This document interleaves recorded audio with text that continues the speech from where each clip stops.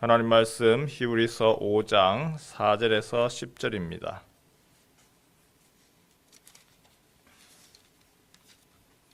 히브리서 5장 4절에서 10절 말씀입니다.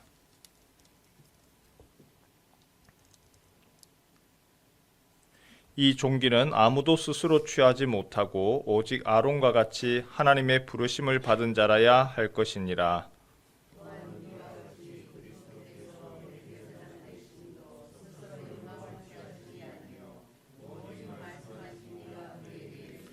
너는 또한 이와 같이 다른 데서 말씀하시되 내가 영원히 멜기세덱의 반차를 따르는 제사장이라 하셨으니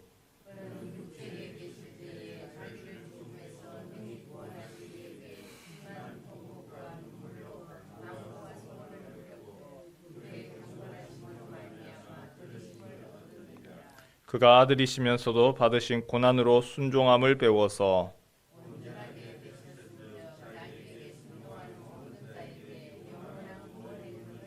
함께 읽습니다. 하나님께 멜기세덱의 반차를 따른 대제사장이라 칭하심을 받으셨느니라. 아멘. 오늘 수요일입니다. 수요 기도회는 본당 대예배실에서 합니다. 여기서는 새벽 기도만 진행을 합니다. 아버지의 사업체를 물려받은 분인데 이야기를 잠시 들려드리죠. 아버지의 사업체가 꽤나 컸습니다. 규모도 있고요. 본인도 머리가 좋아서 또 최고의 대학을 공부를 했고, 그래서 본인 생각에는 내가 이제 졸업 후에 아버지 회사에 입사를 하면 비서도 딸리고 또 운전기사도 있고 아버지 회사를 그냥 편하게 내가 그렇게 하면 되겠다, 그렇게 생각을 했습니다. 사무실에서 결제 도장이나 찍어주고, 그리고 업무를 겸한 골프 모임이나 가고, 가끔씩 해외여행도 한번 하고, 회사는 직원들한테 지시 내리고, 그런 생활을 꿈꿨던 것이죠. 그런데 현실은 어떠냐? 완전히 달랐습니다. 취업을 이제 대학을 졸업 후에 아버지 회사에 입사할 즈음에 심각한 경기 침체가 불어닥쳤습니다. 해외여행, 골프 이런 부분들은 생각도 못하는 상황이었고, 자금 상황이 좋지 못해서 비서, 운전기사 해고해야 하는 상황이었습니다. 게다가 아버지는 아들에게 네가 아들이라고 내가 너에게 좋은 직책을 줄 수 없다라고 하면서 밑바닥부터 배우라면서 창고 관리직으로 보냈습니다. 원자재가 어디서 오는지, 그리고 그 원자재를 들여오기 위해서 어떤 수고를 하는지 자재 공급업체를 방문하게 하고 원자재의 그 재값이 어떻게 되는지를 알도록 몸소 터득하도록 그렇게 보내버린 거죠. 이후 이번에는 기계를 돌리는 공장에 배치를 했습니다. 작업자들이 기계와 싸우면서 다투면서 어렵게 만들어내는 물건임을 알도록, 그래서 공장에서 오랜 시간 근무를 하게 했습니다. 다음으로는 영업 파트에 보냈습니다. 힘들게 생산한 물품이죠. 그런데 그 물품을 판매하는 일이 쉽지 않다라고 하는 것을 다시금 교육을 시킵니다. 거래처에서 아무리 좋은 물건이 있다 하더라도 받아주지를 않는 겁니다. 냉담한 반응, 그것을 겪은 후에 이번에는 재무부서로 보냈습니다. 복잡한 숫자와 씨름하면서 하루하루를 보내는 그 재무부서에서 갖은 고생을 다 한 후에 그제서야 개인 사무실을 주어졌습니다. 하지만 그건 끝이 아니라 이제 시작이었습니다. 한 회사의 대표가 되기 위해서 재계 인사, 또 정치권, 노동조합과의 관계, 그런 것들을 또 배우고 공부를 해야만 했던 것이죠. 아버지의 아들이 된다라고 하는 것은 타고나는 겁니다. 타고나는 것이죠. 하지만 타고난다고 해서 모두가 다 아버지의 아들로서의 그 지위와 영광을 누리는 것은 아니죠. 상당한 수준의 양육, 교육 반드시 있어야 되는 필수 코스입니다. 예수님이 하나님의 아들이심에도 불구하고 앞에서 얘기한 이 과정들을 겪으셨습니다. 8절 말씀 한번 볼까요? 그가 아들이시면서도 받으신 고난으로 순종함을 배워서. 예수님은 하나님의 아들입니다.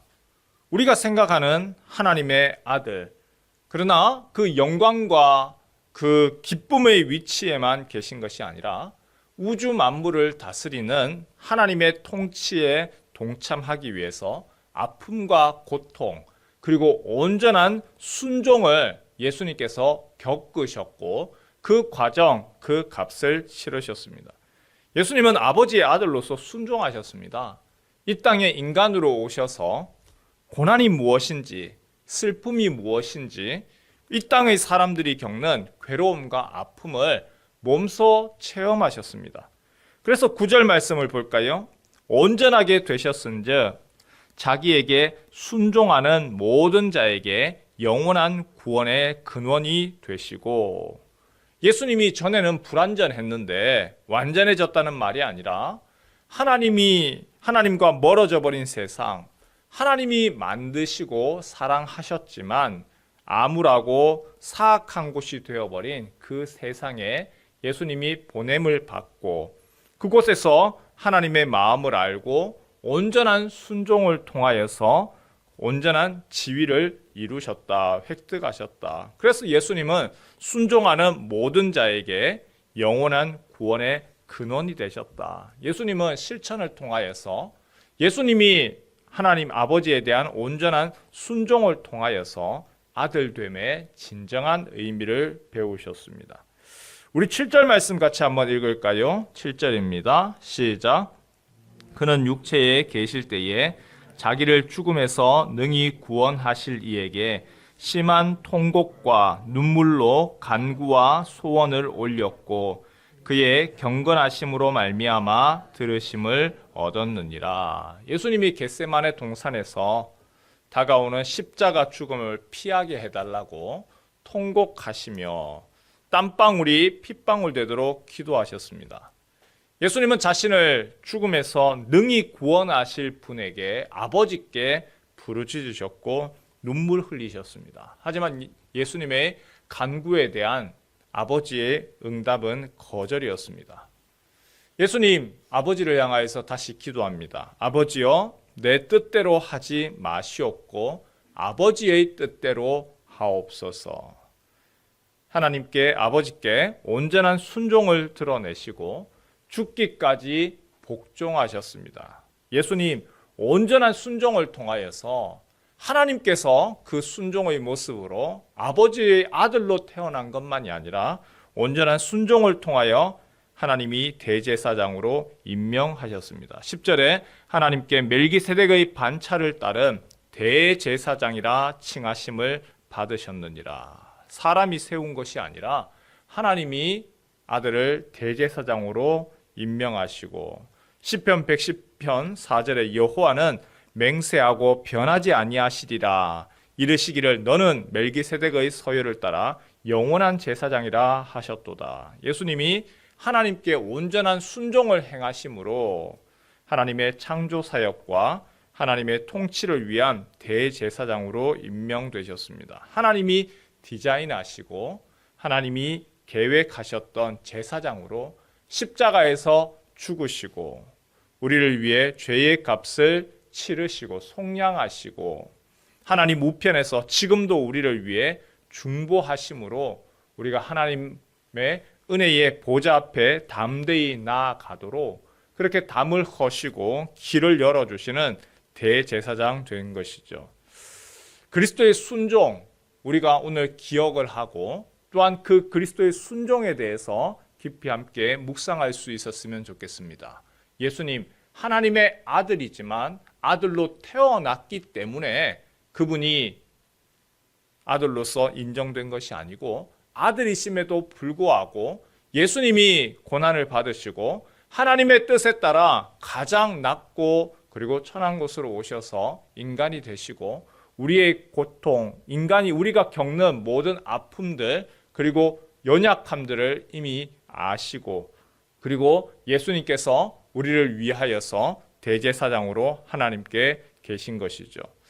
어떤 대단한 인물, 높은 자리보다 아버지께서 그것을 원하시는 그것의 순종을 통하여서 하나님 아버지가 필요로 한 곳에서 하나님의 뜻을 이루는 예수님이셨습니다. 오늘 우리의 모습도 마찬가지죠. 하나님이 우리에게 요구하시는 모습이 뭘까요? 대단한 능력 아니면은 어떤 높은 지위도 아니고 하나님이 우리에게 기대하시는 것은 하나입니다. 온전한 순종의 모습이죠.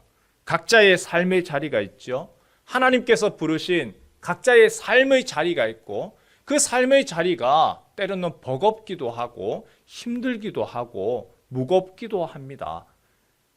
가정이라고 하는 것도 그렇고 직장 생활도 마찬가지고 교회도 그렇고요. 나라도 참 버겁고 힘든 그러한 상황입니다. 그 속에서 하나님 우리 각자를 부르시고 또한 그곳에 보내시고 하나님이 우리에게 기대하시는 것은 온전한 순종을 통하여서 하나님의 그 자녀다운 모습을 기대하십니다.